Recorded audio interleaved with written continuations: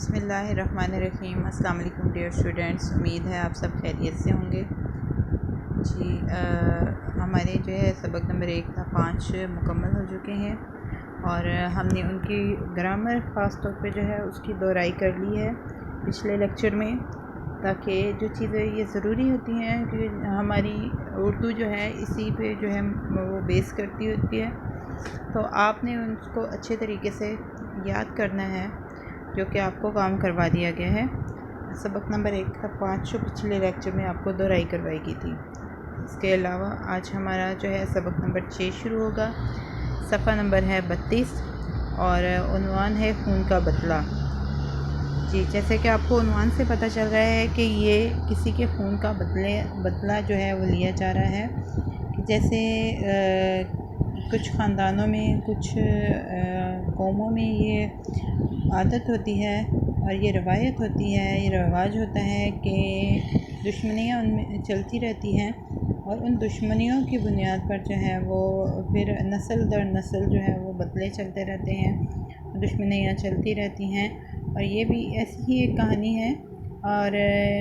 جس میں جو ہے وہ بدلے کی بات ہے، انتقام کی بات ہے، لیکن اس میں ایک اخلاقی سبق ہے جو کہ ہم لوگ دیکھتے ہیں کیا ہے۔ پہلے میں آپ کو بتا دوں کہ یہ کہانی جو ہے ایک لوک کہانی ہے۔ لوک کہانی سے مراد ایسی کہانی ہے جو سینہ بہ سینہ منتقل ہوتی ہے، یعنی کہ نسل در نسل جو ہے ہم اپنے بڑوں سے سنتے ہیں، اپنی نانی دادی سے سنتے ہیں، پھر ہم بچوں کو سناتے ہیں، یہ سینہ بہ سینہ منتقل ہوتی رہتی ہے۔ اور پہلے یہ کہانیاں جو ہے وہ زبانی جو ہے وہ سنائی جاتی تھی، اور سناتے وقت اس میں کچھ رد و بدل ہو جاتا تھا، لیکن اب یہ تحریری طور پر موجود ہیں، یعنی کہ یہ کہانیاں باقاعدہ طور پر لکھی جاتی ہیں اور تحریری طور پر موجود ہیں۔ اور لوک کہانی اپنے علاقے اور خطے کی معاشرتی اور مذہبی روایات اور رویوں کی عکاس ہوتی ہے، یعنی کہ لوک کہانی جو ہے اس سے ہمیں اس علاقے کے، اس کے رہنے والے لوگوں کے رہن سہن کا، ان کی مذہبی روایات کا اور رویوں کا جو ہے وہ پتہ چلتا ہے۔ کہانی میں تمام چیزیں موجود ہوتی ہیں جس سے ہمیں ان کے اخلاق و آداب کا بھی پتہ چلتا ہے، اور اس کے بعد جو خاص بات ہے کہ ہر لوک کہانی میں اخلاقی سبق موجود ہوتا ہے۔ کہ ہم سب سے پہلے بات کرتے ہیں کہ اس لوک کہانی کا اخلاقی سبق کیا ہے، وہ میں آپ کو پہلے بتا دیتی ہوں۔ اس لوک کہانی سے ہمیں یہ سبق ملتا ہے کہ انتقام لینے کے بجائے معاف کرنے اور درگزر کرنے سے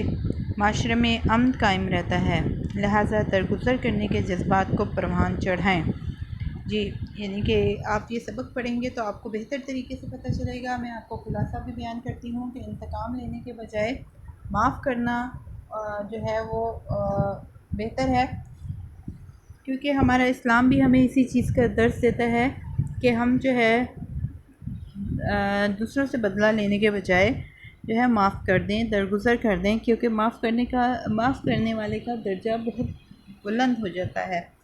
لہٰذا درگزر کرنے کے جذبات کو پروان چڑھائیں، یعنی کہ اپنے بچوں کو بھی اور اپنے بہن بھائیوں کو بھی اس چیز کی ترغیب دیں کہ جو ہے وہ معاف کر دینا بہتر ہے، نہ کہ لڑائی جھگڑا کیا جائے، نہ کہ بدلہ لیا جائے، کیونکہ ہمیں نبی کریم صلی اللہ علیہ وسلم کی ذات سے بھی یہی سبق ملتا ہے کہ آپ نے اپنی ذات کے لیے کسی سے کوئی بدلہ نہ لیا، بلکہ معاف کر دیا اور درگزر فرمایا۔ جی اب ہم سبق پڑھتے ہیں اور آپ کو تاکہ پتہ چلے کہ اس سبق میں کیا کچھ موجود ہے۔ خلاصہ ہے، مراد خان خون میں لت پت ایک چارپائی پر پڑا تھا، یعنی کہ خون سے بھرا آلودہ خون سے ایک چارپائی پر پڑا تھا، یعنی کہ لوگ اس کو جو ہے وہ لے کے آئے تھے اور وہ زخمی حالت میں تھا۔ وہ بڑی آہستگی سے کہہ رہا تھا، دشمن تو اپنا کام کر گیا، یعنی کہ دشمن نے مجھے زخمی کر دیا ہے اور شدید زخمی کر دیا ہے، اب میں بچ نہیں سکوں گا، میرا آخری وقت آن پہنچا ہے۔ آن پہنچا یعنی کہ آ گیا ہے، مگر میں ایک حسرت لیے جا رہا ہوں، کاش میرا بھی کوئی بیٹا ہوتا جو میرے خون کا بدلہ لیتا، تو میری بے چین روح کو سکون ملتا۔ حسرت ہوتا ہے خواہش، ایسی خواہش جو پوری نہ ہو سکی ہو، تو تو مراد خان کے دل میں بھی یہی خواہش تھی کہ اس کا کوئی بیٹا ہوتا جو اس کے خون کا بدلہ لیتا اور وہ بھی سکون سے مر سکتا۔ مراد خان کی بیٹی سپن گل یہ سن کر اپنے باپ کے پاؤں سے دیوانہ وار لپٹ گئی اور کہنے لگی، بابا تم غم نہ کرو، میں وعدہ کرتی ہوں کہ جب تک تمہارے خون کا بدلہ نہ لے لوں مجھ پر چین کی نیند حرام رہے گی۔ جی اس میں دیکھیں کہ اس لڑکی کے جذبات کس قدر شدید تھے کہ اس نے اپنے والد سے اس چیز کا وعدہ کیا کہ جب تک وہ اپنے والد کے خون کا بدلہ نہیں لے لے گی وہ چین سے نہیں رہے گی۔ دن گزرتے گئے، سپن گل کوشش کے باوجود بھی قاتل کا پتہ نہ چلا سکی۔ اس کوشش میں وہ ماں کی خدمت سے غافل ہو گئی تھی، یعنی کہ بے فکر ہو گئی تھی۔ صرف اس کے ذہن پر صرف ایک ہی چیز سوار تھی کہ وہ کسی طرح قاتل کا پتہ چلا لے، اور اس کی بہت کوشش کے باوجود بھی قاتل کا پتہ نہ چل سکا۔ ایک رات سپن گل نے خواب میں اپنے باپ کو دیکھا جو کہ کہہ رہا تھا، میری روح تجھ سے خوش ہے، مجھے کوئی ملال نہیں کہ میرا کوئی بیٹا ہوتا، میرا کوئی بیٹا نہیں، لیکن اب تو اس خیال کو دل سے نکال کر اپنی ماں کی خدمت کر۔ وہ دن رات سپن گل جو ہے اپنی والدہ سے بے فکر ہو کر صرف ایک ہی کام میں مگن تھی کہ کسی طرح اپنے باپ کے قاتل کا پتہ لگا لے، لیکن وہ ایسا نہ کر سکی۔ تو ایک رات خواب میں اس کے باپ نے پھر اسے نصیحت کی کہ تم جو ہے اس خیال کو دل سے نکال دو اور اپنی ماں کی خدمت کرو۔ اس خواب سے سپن گل کی آنکھ کھل گئی۔ اسی رات جو ہے سپن گل نے خواب دیکھا اور اسی رات پھر یہ واقعہ پیش آیا کہ دروازے پر دستک ہوئی اور دروازہ کھلتے ہی ایک زخمی نوجوان دھڑام سے اندر آ گرا اور بے ہوش ہو گیا۔ یعنی کہ ابھی سپن گل اس خواب میں ہی تھی، اس خواب کے بارے میں ہی سوچ رہی تھی کہ دستک ہوتی ہے اور ایک زخمی نوجوان جو ہے ان کے دروازے سے اندر آ گرتا ہے اور اس کی حالت اتنی شدید بری ہوتی ہے کہ وہ بے ہوش ہو جاتا ہے۔ سپن گل اور اس کی ماں نے زخمی نوجوان کی بڑی خدمت کی۔ اس کی ماں نے زخمی نوجوان کو بتایا کہ کچھ عرصہ پہلے سپن گل کے باپ کو کسی نے قتل کر دیا تھا۔ اس کی حالت دیکھ کر اس کی ماں جو ہے وہ ان کے زخمی نوجوان کی حالت دیکھ کر ماں کے دل میں بھی یہ بات آتی ہے کہ کسی طرح میرے شوہر کو کسی نے جو ہے وہ قتل کر دیا تھا، اور یہ بات وہ اس زخمی نوجوان سے کہتی ہے۔ زخمی نوجوان کو پتہ چل گیا کہ وہی سپن گل کے باپ کا قاتل ہے۔ جی اس کو پتہ چل جاتا ہے کہ میں ہی جو ہے وہ قاتل ہوں جس نے اس کے باپ کا قتل کیا ہے، اور لیکن وہ کچھ دن خاموش رہتا ہے، اس بات کو اپنے دل میں ہی رکھتا ہے،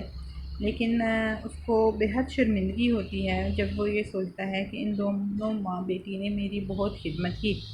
جب دونوں ماں بیٹی اس کی خدمت کرتی ہیں تو اسے بے حد ندامت محسوس ہوتی۔ آخرکار زخمی نوجوان نے سپن گل کو بتایا کہ وہی اس کے باپ کا قاتل ہے اور وہ چاہے تو اس سے بدلہ لے سکتی ہے، کیونکہ اس زخمی نوجوان کو پتہ تھا کہ سپن گل اپنے والد کے قاتل کا جو ہے وہ دن رات جو ہے وہ اس کا پتہ لگا رہی ہے، لیکن اس کو معلوم نہیں ہو پا رہا کہ اس کے والد کا کون قاتل ہے۔ اس لیے زخمی نوجوان نے جو ہے جب بتایا اور یہ بھی کہا کہ وہ اس سے بدلہ لے سکتی ہے۔ سپن گل کے سینے میں انتقام کی آگ بھڑک اٹھی اور وہ دوڑتی ہوئی بندوق لینے کمرے کی طرف گئی، لیکن ماں نے ڈانٹ کر کہا کہ یہ نوجوان اگرچہ ہمارا دشمن ہے لیکن اس نے ہمارے گھر میں پناہ لی ہے، ہم گھر آئے مہمان کو قتل کرنے کا سوچ بھی نہیں سکتے۔ جی یہ ان کی روایت تھی اور یہ رواج تھا ان میں کہ کوئی اگر دشمن بھی ان کے گھر میں جو ہے وہ پناہ لے لے اور مہمان بن کر آ جائے تو اس دشمن کی بھی حفاظت کرنا وہ اپنا فرض سمجھتے ہیں، اور یہی بات اس کی ماں نے بھی کہا کہ یہ ہمارے گھر میں جو ہے پناہ لے چکا ہے اور ہمارے مہمان کے طور پر گھر میں موجود ہے، اس لیے ہم اس کو قتل کرنے کا سوچ بھی نہیں سکتے۔ سپن گل بے اختیار کیا اٹھی، تو ہمارے گھر مہمان بن کر آیا ہے، اس لیے تجھے معاف کرتی ہوں۔ جی، اس لیے اس سبق سے ہمیں یہ بھی پتہ چلتا ہے، میں نے جیسے آپ کو پہلے بتایا کہ اس نے اپنے باپ کے قاتل کو معاف کر دیا، اور اسی بنیاد پر کہ وہ اس کے گھر مہمان بن کر آیا تھا۔ اور ہمیں اس سبق سے یہ بھی پتہ چلتا ہے کہ معاف کر دینا اور درگزر کر دینے سے بہت سارے مسئلوں کا حل نکل آتا ہے۔ امید ہے آپ کو خلاصہ سمجھ آ گیا ہوگا۔ آپ نے یہ خلاصہ جو ہے اپنی نوٹ بک پر لکھنا ہے، اور یہ لوک کہانی اور اخلاقی سبق جو ہے اس کو بہت اچھے طریقے سے پڑھیں، تاکہ آپ کو پتہ ہو کہ لوک کہانی کیا ہوتا ہے اور اس لوک کہانی کا اخلاقی سبق کیا ہے۔ آپ نے صرف جو ہے یہ خلاصہ اپنی نوٹ بکس پر لکھنا ہے اور اس کو یاد کرنا ہے، اسی امید کے ساتھ کہ آپ بہت اچھا کام کریں گے اور اچھے طریقے سے اپنے وقت کو گزاریں گے۔ میں آپ سے اجازت چاہتی ہوں۔ شکریہ۔ اللہ حافظ۔